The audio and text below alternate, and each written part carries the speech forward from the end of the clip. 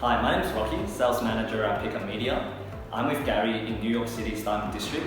Gary here specializes in antique jewelry and all different types of jewelry. So Gary recently purchased the GemLightbox. Gary, how has the GemLightbox helped you with photographing vintage jewelry? It takes very good pictures from the point of simple, fast, quick pictures.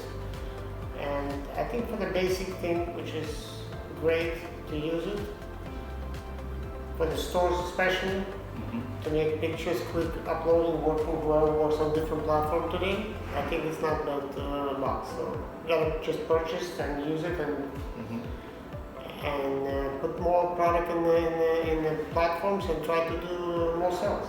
Great. Would you like to tell us a little bit more about the jewelry that you brought along for today's demonstration? So I have some jewelry here, vintage jewelry, vintage pieces, one-of-a-kind pieces. It's not, you're not gonna find it anywhere. We're just doing We're doing some pictures here, and whoever interesting to look at those pictures, you're probably gonna look on Etsy. I have an account there, and the New York City Jewelry District. So anytime who wants to look at more details, information, you can go on Etsy and look at those products. Awesome. So let's jump straight into the demonstration. We're going to show what these antique jewelry look like when you take it using the GemLightbox.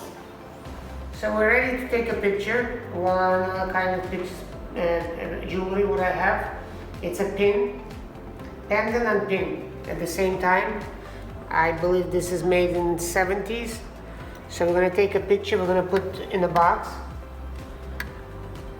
right in the center, and we're going to adjust and take a snap picture. We're going to save all the pictures, and then we're going to take another vintage piece. This is oval, many different enamel pieces. If you see it made in 18 karat, it's became even darker color because of the age of the piece. So we're going to take that also, pictures. I think the pictures good quality. Also small cat pin. Also, I believe it's 70s artwork. A lot of handwork here. So we're going to put this cat into the gem box and take a snap picture, and we're gonna save and ready to go. Now if people like to hunting for crocodile, we have a small crocodile with ruby and diamonds and enamel on the back. The eyes is rubies, marquee rubies. So let's take him a picture also. It's an 18 karat unique piece. I think gorgeous piece as a pin, unique piece, and that's what it is. So a lot of different pictures.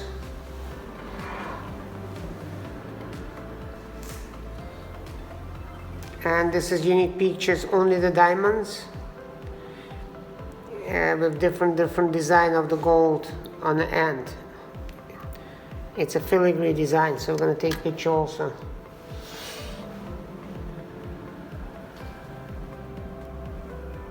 All these vintage pieces is all collectibles. It's just people who likes certain different design. And this is also one-of-a-kind pendant and pin. Even the back is dark because it's made in 70s, I believe. Maybe 80s, but I believe 70s. I'm gonna take a picture. It's artwork, you know what I mean? It is very difficult for someone to do today because it's not simple to process. So that's why it's unique pieces. Small frog. I believe this is 90s. Simple frog. All diamonds. This is, I wouldn't say antique piece, but it's a 90s pieces, 90s. Let me just stir it up, take a picture, save, and we have one of the unique giraffe, colorful giraffe holding flower in the mouth. unusual piece.